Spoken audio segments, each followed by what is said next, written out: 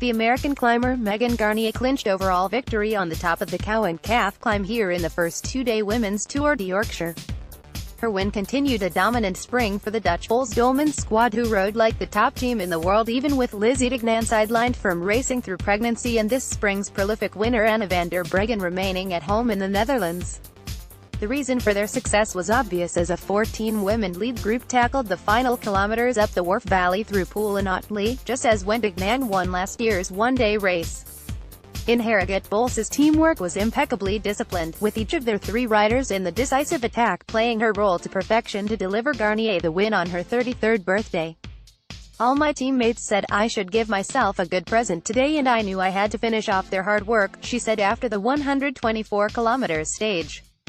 The New Yorker added after the finish that her first win of the season was welcome, but there was a little more to it than that.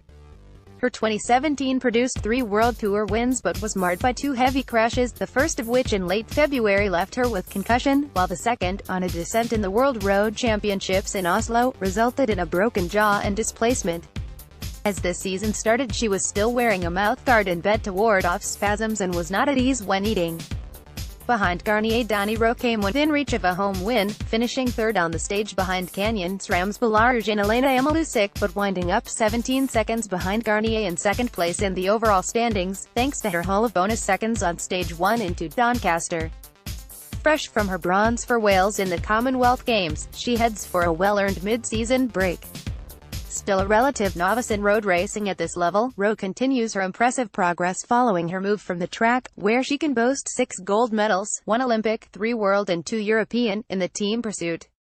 Unlike Guarnier, she had to play a solo hand, rather than her trade team Woutils. She was riding here with a young Great Britain team, who had been blown away in the final kilometers, but she gauged her effort with impressive precision. As expected, the Doncaster winner Kirsten Wild did not figure in the final moves, but when she slipped backwards on Old Pool Bank, the rider in the blue leader's jersey had already played the team role she predicted she would, winning the opening sprint to deprive Elisa Longo Borghini's rivals of a potential time bonus before leading the peloton into the climb to set up the Italians' attack. Dani Rowe is exhausted after crossing the line.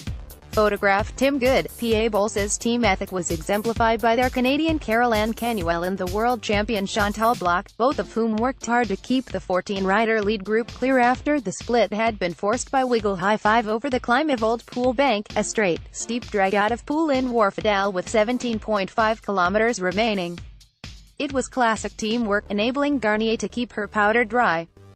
Canuel had done the bulk of the work up the valley, and it was Bloch who set the pace on the early phase of the climb out of Ilkley onto the moorland below the distinctive Millstone Grit outcrop and boulder which have lent their name to the pub near the finish line. For a world champion to do such menial work is not unprecedented, but she had figured in an exploratory 5-rider move that went clear as the race passed Harewood House on the outskirts of Leeds, and which began the final sort-out. That underlined Boels' absolute adherence to their plan, the final phase of which was Guarnier's acceleration with 500 meters remaining to the line picked out next to a slope still covered in last winter's dead bracken. The cow and calf is short compared to the ascents she conquered en route to victory in the 2016 Women's Giro d'Italia, but it was enough for her to open a decisive gap, with Amalusic responding initially but slipping slowly back. Rowe took the opposite approach, keeping a controlled pace initially and producing her effort late to close on the Belarus. "I really targeted this race, so I didn't have a break after the Commonwealth Games," she said afterwards. "I know my body is more for sprinting, so if I force it into the red I just blow. I knew how long the climb was and I couldn't follow Megan. She's a phenomenal climber while I am just learning the ropes. I could see Elena in front, and I knew I had to keep pushing to the line because I had those time bonus seconds in hand." In the men's event a few hours later, Magnus Cort Nielsen made light of the gradient to produce a searing sprint finish to take the stage in the leader's blue jersey, continuing a recent run of success for the Astana team. The Dane hung fire until the final meters, when his effort proved too much for the Olympic champion Greg Van Avermaet, Spaniard Eduard Pradas and the 2017 winner, Serge Pauwels. The quartet are separated by just 10 seconds, leaving the race finally poised before 2 hilly stages over the weekend.